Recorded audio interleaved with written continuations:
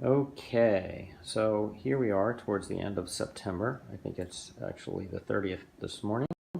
And I've been home now for most of September, and I've been doing regular water changes and regular fertilizing with Easy Green. After a water change, I give this tank 8 pumps of Easy Green, and then usually 2 pumps every morning after that until the next water change. And as you can see, I've got boatloads of long stringy algae in here. And for the most part, my plant growth is not spectacular. I've added a lot of parrot feather in the back corner over here because typically for me, parrot feather grows very quickly. I figured that would help to compete with the algae. I've also planted some water wisteria in the back there, and that's actually growing. So that's good. These guys, my swords, are just ugly. And I'm thinking that they're, if I pull it around to the side here, sorry, I haven't cleaned the algae off the side yet, but you can see that there is some new growth in the swords. So I'm thinking maybe what I should do is just cut all the old growth away. Maybe that'll spur some good new growth. Fish are doing well, except for this one rainbow, the lower pygmea there. He's looking kind of roughed up. So I'm thinking of treating the whole tank with levamisole because he has had some kind of weird feces. And it might just be that the other 2 pygmea are pounding on him too much. So I don't know if he might need to come to school and have a week or 2 on his own just to sort of get his strength back.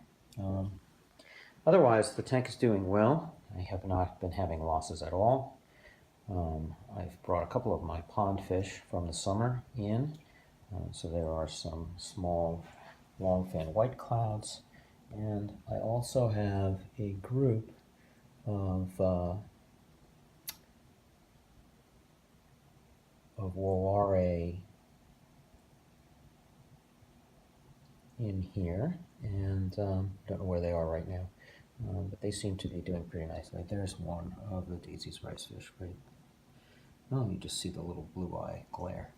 So you can see I'm still battling this algae. I've got the lights back up to 100%, but I don't know whether that's helping me or hurting me here.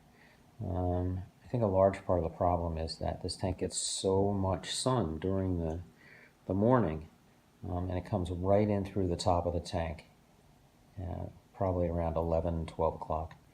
And it's just basically direct sun, and I don't know whether I'm ever going to be able to have low algae growth in this tank with that much light. But still working on it. I have 2 pump-driven sponge filters in the back corner here. They're kind of hidden by the sword plants. So when I do trim the sword plants, they're going to be sticking out like sore thumbs. One of them is actually slated to go to another tank so that I can start the other tank off with a good filter. And here's a nice dance by my threadfin rainbow, who of course is going to stop and run to the back. I don't know who he's dancing for because there aren't any females in the tank. But so as you can see, the fish look great.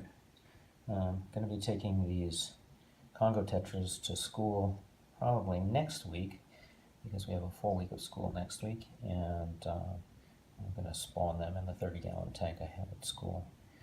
So I'm going to use these wild types, and I also have an albino male and an albino female. They're small, but I think I'm going to throw them in the mix anyway. Alright, so that's it for today. I'm actually going to clean up some of this algae and trim some of the plants and do a big water change, and maybe I'll show you what it looks like when I'm done. But the algae battle continues.